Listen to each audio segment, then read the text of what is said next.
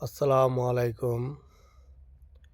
তো দেখতে পাচ্ছেন বন্ধুরা, এখন আমাদের সেহরি খাওয়া শেষ করে আমরা এখন মসজিদে নামাজ পড়লাম। নামাজটা পড়ে তারপরে আমরা বেরিয়ে গেলাম এখন ডিউটিতে। এখন বাজে আপনার 5টা 40।